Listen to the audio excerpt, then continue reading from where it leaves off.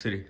अस्सलाम वालेकुम। आज हम डिस्कस करने लगे हैं चाइनीज लैंग्वेज का third component, that is tones. Tones basically Chinese language में बहुत इंपॉर्टेंट रोल प्ले करते हैं। टोन्स हमें बताते हैं कि आपने वर्ड को कितना अच्छा चाइनीज प्रोनाउंस कर रहे हैं। आपकी चाइनीज जो फ्लुएंसी है वो सारी आपके टोन्स पे डिपेंड कर रही होगी। अगर आप टोन्स चेंज करते हैं तो आपके मीनिंग भी चेंज हो जाते हैं। टोन्स बेसिकली क्या है? ये वो सिंबल्स होते हैं। अगर मैं यहाँ पे आपको एग्जांपल में राइट करूं तो हमने लास्ट में देखा था एक वर्ड नी हाउ, तो इन दोनों के ऊपर ये सिंबल्स लगे हुए थे, इन्हें हमने टोन्स कहा। तो उस टाइम हमने ब्रीफली डिस्कस नहीं किया था, आज हम ब्रीफली डिस्कस कर रहे हैं।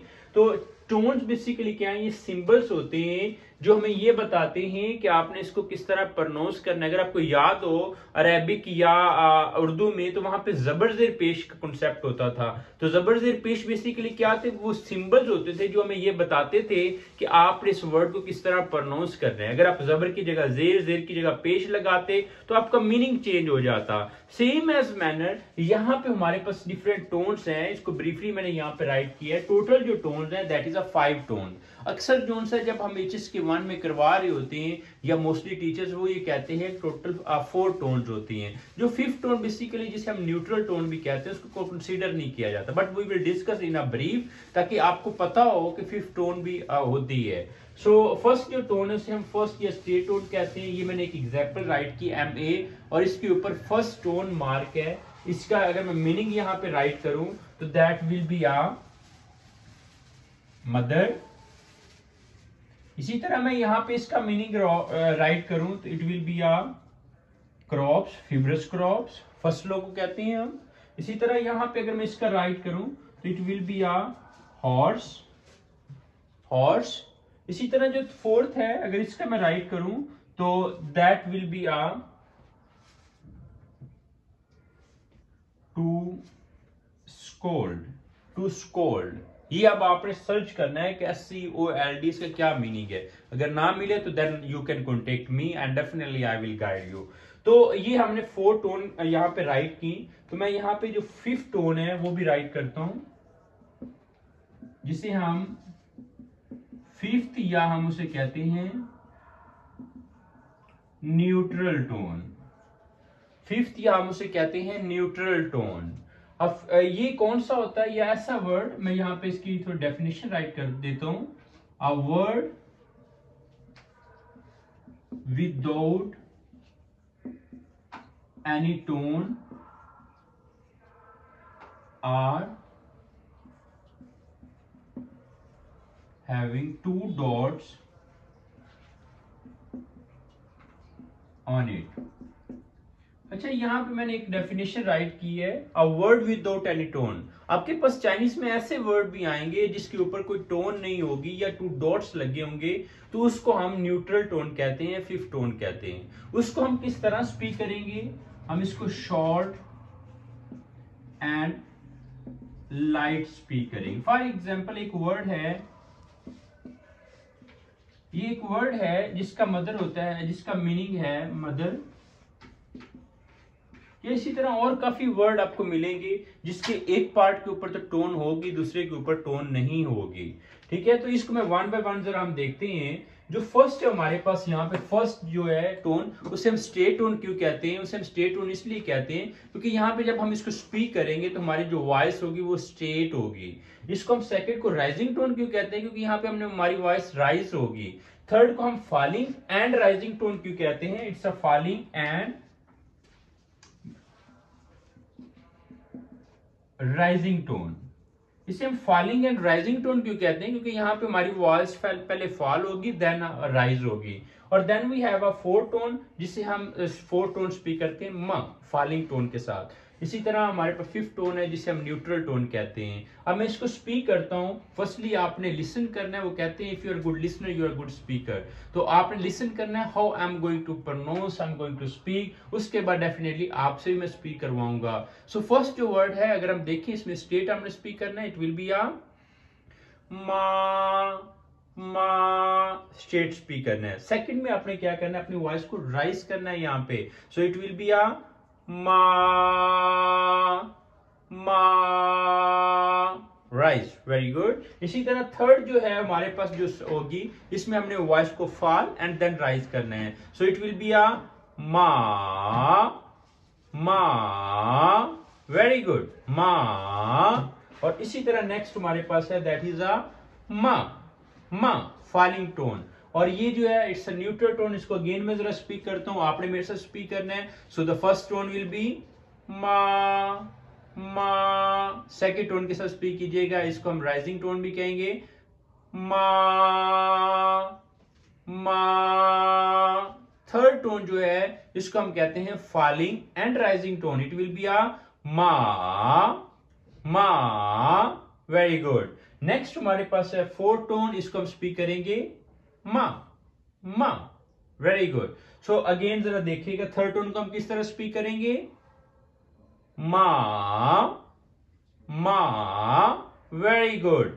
सो इसी तरह सेकेंड और फोर्थ टोन को हम किस तरह स्पीक करेंगे, इट विल बी अ मा and fourth tone will be a मा। शॉर्ट आपने स्पीक करना है।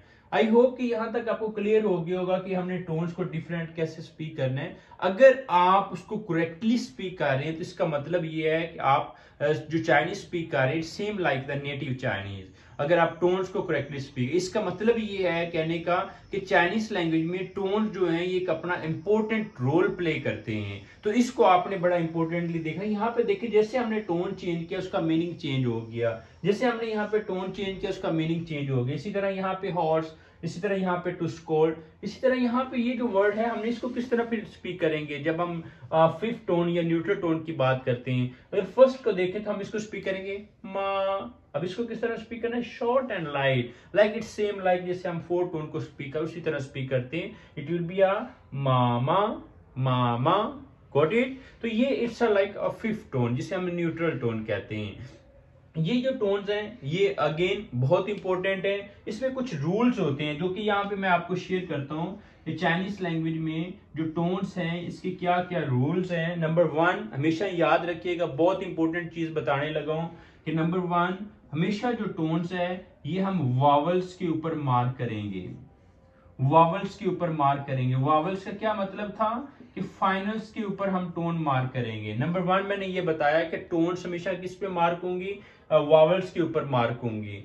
उसके बाद नंबर टू, अगर एक से ज्यादा वावल्स आ जाते हैं, if we have a more than one vowel then what we have to do, हम क्या करेंगे, हम उस सीक्वेंस को फॉलो करेंगे जो आपको यहाँ पे दिया जाएगा। फॉर एग्जाम्पल मैं यहाँ पे थोड़ा सा लिख देता हूं, to follow the given sequence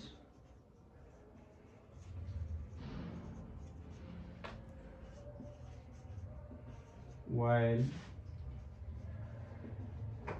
marking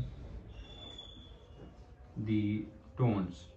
अब ये सीक्वेंस क्या है, अगर मैं यहां पे चले, यहां पे थोड़ा सा इसको हम स्पेस ले लेते हैं, मैं यहां पे राइट करूं ए ओ ई आई वो यू। तो ये बेसिकली सीक्वेंस है जिसको हम फॉलो करते हैं जब हम अगर एक से ज्यादा हमारे पास वावल्स आ जाएं तो हमने इस सीक्वेंस को फॉलो करना है। फॉर एग्जांपल एक वर्ड होता है, मैं यहाँ पे एग्जांपल में राइट करता हूँ XUE, इसका मतलब होता है टू स्टडी, ये इसका मीनिंग है। अब यहाँ पे यू भी वावल का है, ई भी वावल का है, तो यहाँ पे ग्रामर का रूल ये कहता है कि जब आपके पास एक से ज्यादा वावल्स आ जाएं तो you have to follow this sequence. इस सीक्वेंस के लिहाज से कौन सा अल्फाबेट पहले आएगा, इस सीक्वेंस के लिहाज से अगर देखिए हम तो यू यहाँ पे है, पहले हम देखते हैं यू यहाँ पे आ रहा है, like it's on a fifth number पे आ रहा है, ठीक है। अगर हम ई देखें तो ई इससे पहले थर्ड नंबर पे आ रहे हैं, तो जो इस सीक्वेंस के लिहाज से पहले आ रहा है अल्फाबेट उसके ऊपर हम टोन मार्क करेंगे। So it will be like हम ई के ऊपर टोन मार्क करेंगे। आई होप कि यहां तक आपको क्लैरिटी मिल गई होगी। नंबर वन तो हमने ये डिस्कस किया कि टोन्स हमेशा वावल्स के ऊपर मार्क होंगी। दूसरा हमने ये डिस्कस किया कि जो भी हम हमारा अगर एक से ज्यादा वावल्स होती हैं तो हमने गिवन जो सीक्वेंस है उसको फॉलो करना है। आई होप कि ये जो डिफरेंट ग्रामेटिकल रूल्स होते हैं बेसिकली ये हमारे लिए इजीनेस के लिए बनाए जाते हैं। और एक थर्ड रूल है, मैं उसको यहाँ पे थोड़ा सा डिस्कस कर देता हूं कि थर्ड रूल ये कहता है, थर्ड रूल ये कहता है कि अगर आपके पास डाइसिलेबिक वर्ड हो और दोनों के ऊपर थर्ड टोन मार्क हो, तो आप क्या करते हैं, उसका जो फर्स्ट पार्ट है उसकी जो टोन है वो आप राइजिंग में चेंज कर देते हैं। अगेन जरा देखिएगा कि अगर फॉर एग्जांपल दोनों के ऊपर डाइसिलेबिक वर्ड 2 पार्ट्स हो और दोनों के ऊपर अगर थर्ड टोन मार्क हो, तो फर्स्ट जो पार्ट उसकी जो टोन हम राइजिंग में चेंज कर देते हैं। बट बिफोर इट जरा यहाँ पे देखिए, अगर मैंने इसको स्पीक करना है तो इट विल बी आ नी हाओ। अब मेरे सामने से कुछ चाइनीज गुजरता है, मैं उसे कहता हूं नी हाओ, तो आपको पता है उतनी देर में चाइनीज कहीं आगे गुजर जाएगा। तो इसके लिए ग्रामर ने एक रूल बनाया है। ग्रामर ये कहती है कि अगर आपके पास दोनों के ऊपर थर्ड टोन मार्क हो, तो आपने जो फर्स्ट पार्ट है इसका उसके ऊपर आपने राइजिंग टोन मार्क कर देनी है। तो अब अगर मैं इसको स्पीक करूंगा, अब मैं अगर इसको स्पीक करता हूं तो इट विल बी आ नी हाओ, नी हाओ। फॉर एग्जांपल आपके लाओशी जा रहे हैं तो आप पहले कहते थे नी हाओ लाओशिर, उतनी देर में लाओशिर आगे कहीं चला जाएगा। तो अब ग्रामर ने ये आपके लिए इजी कर दिया। ये थर्ड रूल है कि अब आप उसे स्पीक करेंगे नी हाओ लाओशिर, नी हाओ लाओशिर, नी हाओ लाओशिर। ठीक है, तो you can use different grammatical rule for the tone. तो इनको आपने देखना है। और भी रूल्स हैं जिसको हम with the passage of time discuss करेंगे। So it's all about the tones lecture. तो इसको आपने गो थ्रू करना है ब्रीफली। जहां पे आपके क्वेश्चन हो, क्वेरी हो, आपने मेरे साथ डिस्कस करना है, कमेंट सेक्शन में मेंशन करें। And the meanwhile if you find a difficulty in the pronunciation, आप रिकॉर्ड करके अपनी प्रोनाउंसिएशन यहाँ पे, अगर यहाँ पे कमेंट में हो सकती है आपकी वीडियो, आई वुड सजेस्ट आप ऐड करें। अदरवाइज आपको गिवन कॉन्टेक्ट नंबर है मेरा, आप वहां पे मुझे व्हाट्सएप कर दें and I will look into it, I will share a feedback, ताकि आपकी चाइनीज, आपकी जो फ्लुएंसी है, जो प्रोनाउंसिएशन है, ये अच्छी हो। आपकी प्रोनाउंसिएशन अच्छी होगी, इसका मतलब है जब आप चाइनीज के साथ कम्युनिकेट करेंगे तो चाइनीज को समझ आएगी कि व्हाट यू आर स्पीकिंग। अगर आप सेकंड की तरह जगह थर्ड टोन या थर्ड की जगह फोर्थ टोन स्पीक करेंगे, डेफिनेटली उसका मीनिंग क्लियर नहीं होगा। So it's all about the today's lecture and again see you in the next lectures. ज़ाइचियन।